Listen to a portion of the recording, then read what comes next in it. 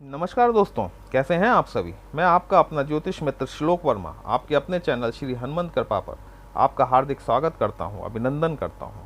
साथ ही बड़े भैया श्री हनुमान जी से यह निवेदन करता हूं कि वे अपने हनुमत कृपा परिवार के सभी सदस्यों को सुख समृद्धि प्रदान करें और आपको आपके कार्यों में आशातीत सफलता मिले।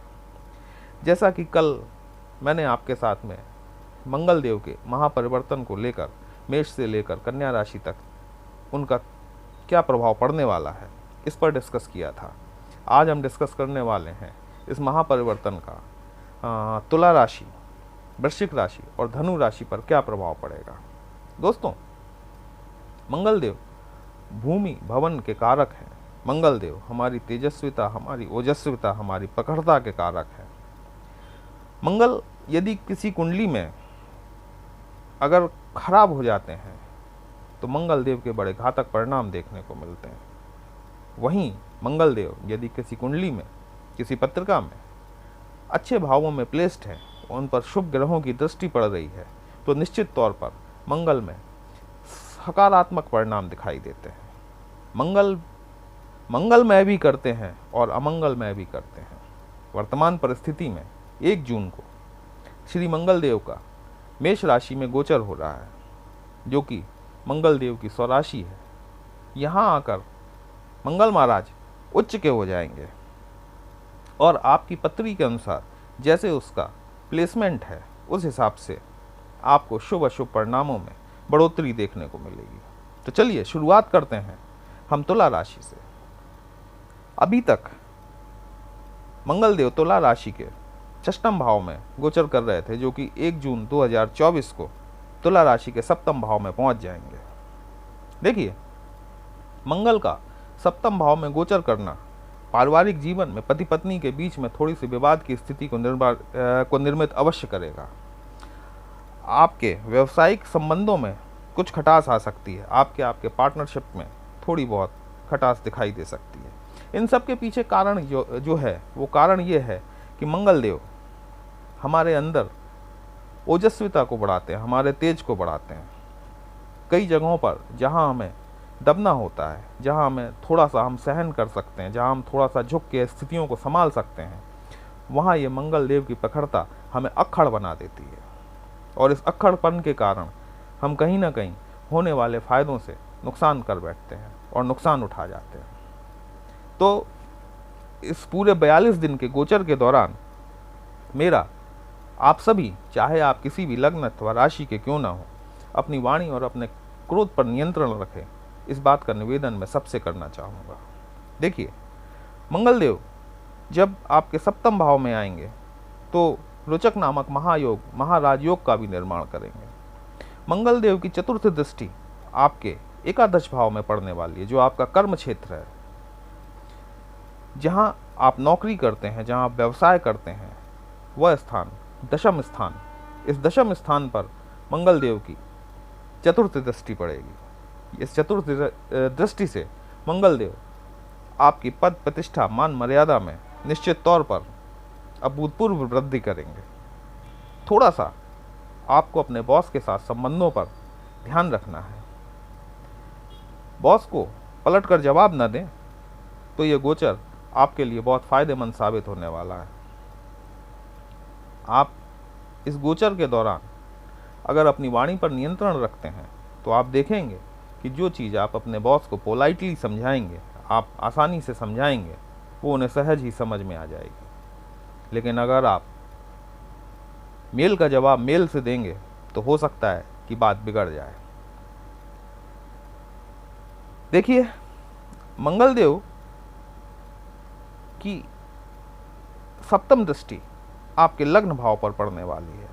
लग्न भाव मतलब कि स्वयं आप। 7म भाव में बैठकर मंगल देव 7म दृष्टि से जब लग्न भाव को देखेंगे तो आपके व्यक्तित्व में निखार आना तय है।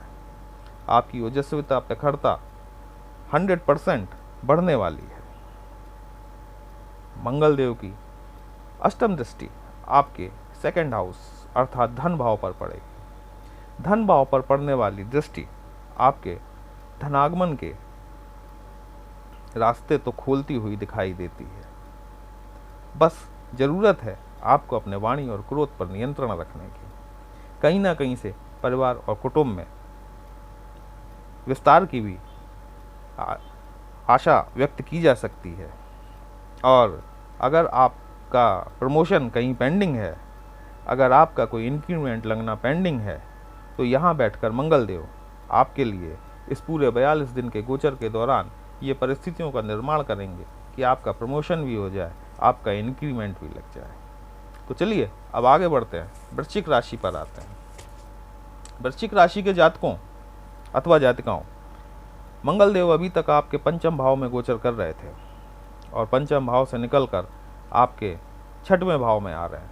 छठवां भाव जो कि आपकी पत्रिका में मेष राशि है, रोग ऋण शत्रुओं का भाव है। जब मंगल देव आपके छठवें भाव में आएंगे और अपनी उच्च राशि के साथ होंगे, अपनी उच्चता को प्राप्त किए होंगे, तो आप ये निश्चित तौर पर मान के चलें कि आपके रोग ऋण और शत्रुओं का शमन होना तय है। अगर आप किसी प्रतियोगी परीक्षा में शामिल हो रहे हैं, अगर आप किसी कंपटीशन में शामिल हो रहे हैं, तो मंगल देव यहाँ बैठकर ये सुनिश्चित करते हैं, अगर इस गोचर के दौरान अगर आपका रिजल्ट आता है या इंटरव्यू का रिजल्ट आता है या किसी प्रतियोगी परीक्षा का कोई भी परिणाम आता है, तो आपकी सफलता, यदि आपके प्रयास पूरी तरीके से किए गए होंगे, तो यहाँ पर आपकी सफलता को सुनिश्चित करती है। देखिए, मंगल देव की चतुर्थ दृष्टि आपके भाग्य स्थान पर पड़ रही है। मेरे वृश्चिक राशि के भाइयों और बहनों, ये परिस्थितियां जो आपने पिछले 1-2 सालों में झेली हैं, उन परिस्थितियों में आप ये मान लें, जैसा कि मैंने आपके लिए पहले वीडियो में भी कहा है कि एक सुनहरा दौर शुरू हो रहा है। ग्रह और गोचर की स्थिति आपके अनुकूल बनती जा रही है। पंचम भाव में बैठकर मंगल देव 42 दिनों के लिए अपनी चतुर्थ दृष्टि से आपके नवम भाव को देखेंगे, अर्थात आपके भाग्य भाव को देखेंगे। आपके भाग्य में जो गतिरोध आ रहा था, वो गतिरोध अब आपको खत्म होता हुआ दिखाई देगा। भाग्यवश जो कार्य में अड़चने आ रही थी, वह अड़चने अब आपको दूर होती हुई दिखाई देंगी और भाग्य में वृद्धि होगी। कईयों चीजें ऐसी होती हैं जिनमें हम एफर्ट्स तो अपने पूरे डालते हैं, लेकिन फिर भी भाग्य का साथ न मिलने के कारण वो काम हमारे रुक जाते हैं, टेंडेंसी में चले जाते हैं। मंगल देव अपनी चतुर्थ दृष्टि से जो वो आपके भाग्य भाव को जागृत कर रहे हैं, आपके काम आसानी से बनने शुरू हो जाएंगे। मंगल देव की सप्तम दृष्टि आपके 12th हाउस पर पड़ रही है। देखिए, 12th हाउस अचानक खर्च का भी भाव है। 12th हाउस में दृष्टि पड़ने के कारण आपका कहीं ना कहीं अपने स्वास्थ्य पर ध्यान देना जरूरी हो जाता है, क्योंकि ये कहीं ना कहीं हॉस्पिटलाइजेशन पर खर्च को प्रदर्शित करता है। अतः मेरे वृश्चिक लग्न और राशि के भाइयों और बहनों, मैं आपसे निवेदन करूंगा कि इन 42 दिनों में, देखिए वैसे भी गर्मी बहुत ज़्यादा चल रही है, अपने खान पान पर नियंत्रण रखें और अचानक इस होने वाले खर्च से आप बच सकते हैं अगर आप अपने ऊपर नियंत्रण रख लेते हैं, क्योंकि सेहत पर 42 दिनों तक ध्यान रखना अत्यावश्यक है। इसके साथ ही मंगल देव यहाँ पर बैठकर आपके रोचक नामक राजयोग का निर्माण कर रहे हैं। आपको विदेश से लाभ होने की संभावना स्पष्ट दिखाई देती है। मंगल देव अपनी अष्टम दृष्टि से आपके लग्न भाव को देख रहे हैं। लग्न भाव मतलब आप खुद, आपका व्यक्तित्व, आपका व्यवहार, आपका तेज, आपकी ओजस्विता, आपकी प्रखरता, इन सभी में आपको आमूल चूल परिवर्तन देखने को मिलेगा। जो कार्य आपके रुक रहे थे, वो कार्य आपके अचानक बनने शुरू हो जाएंगे। चलिए अब आगे बात करते हैं धनु राशि और लग्न से संबंधित। धनु राशि और लग्न के चतुर्थ भाव में मंगल बैठे हुए थे और जो कि 1 जून 2024 को उनके पंचम भाव में आ जाएंगे। पंचम भाव में मेष राशि है। यहाँ बैठकर मंगल देव स्वराशिगत होकर उच्च के हो जाएंगे, रोचक नामक राजयोग का निर्माण करेंगे। मंगल की चतुर्थ दृष्टि जो है वो आपके अष्टम भाव पे पड़ रही है। अष्टम भाव आकस्मिकता का भाव है, मृत्यु भाव है, और हमारे साधनाओं से संबंधित है, अकल से संबंधित है, बहुत सारी चीज़ें हैं। मृत्यु भाव के अंतर्गत बहुत सारी चीज़ें आती हैं, लेकिन फिर भी जो मोटी चीज़ है उसको हम यहाँ लेकर चलते हैं। और उसके तहत देखिए, वाहन चलाने में थोड़ी सी सावधानी बरतना आपके लिए अत्यावश्यक है। मंगल देव की चतुर्थ दृष्टि आपके अष्टम भाव पर पड़ रही है। मंगल देव रक्त, सर्जरी इत्यादि के भी कारक होते हैं। अतः मैं यहाँ पर ये निवेदन करूँगा, बाकी निवेदन तो मेरा सभी लग्न और राशि के जातकों से है कि वह वाणी पर नियंत्रण अपना अवश्य रखें, क्रोध पर नियंत्रण अवश्य रखें। तो धनु लग्न और राशि के जातकों को वाहन चलाने में सावधानी बरतना जरूरी है।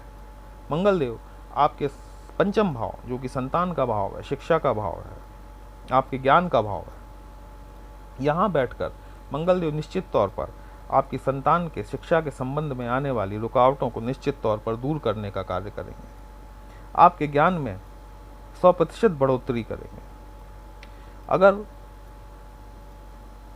मंगल देव की एकादश भाव पर सप्तम दृष्टि पड़ रही है, मतलब आपके लाभ भाव पर दृष्टि पड़ रही है। लाभ भाव पर दृष्टि पड़ने से निश्चित तौर पर मंगल देव आपके लाभ के मार्गों को खोलेंगे। आपको धन आगमन के नए नए रास्ते खुलते हुए दिखाई देना शुरू होंगे। मंगल देव की अष्टम दृष्टि आपके द्वादश भाव पर पड़ रही है। द्वादश भाव हॉस्पिटलाइजेशन का भाव है, कोर्ट कचहरी मुकदमे का भाव है। देखिए, हॉस्पिटलाइजेशन पर खर्च तो दिखाई देता है, लेकिन इसी के साथ ही यदि आप किसी कोर्ट कचहरी मुकदमेबाजी में फंसे हुए हैं तो कहीं ना कहीं मंगल देव आपको यहाँ पर राहत देते हुए दिखाई दे रहे हैं। या अगर इस 42 दिन के गोचर के दौरान आपका अगर कोई फैसला पेंडिंग है तो आपकी उसमें विजयश्री को सुनिश्चित करते हैं। तो दोस्तों, आज के लिए इतना ही। आपको हमारा आज का विश्लेषण कैसा लगा? अगर आपको विश्लेषण अच्छा लगा हो तो आप अपने इस चैनल को लाइक, शेयर और सब्सक्राइब जरूर करें। यदि आप हमसे अपनी पत्रिका का विश्लेषण कराना चाहते हैं तो हमारा नंबर थंबनेल में व्हाट्सएप नंबर दिया हुआ है, आप इस पर हमें व्हाट्सएप कर सकते हैं। आपको आपकी पत्रिका से संबंधित समस्याओं का निश्चित तौर पर समाधान प्रदान किया जाएगा। कल फिर मिलते हैं। बाकी बची हुई 3 राशियों में मंगल देव के गोचर का क्या परिणाम निकलेगा, इसके साथ। तब तक के लिए जय श्री राम।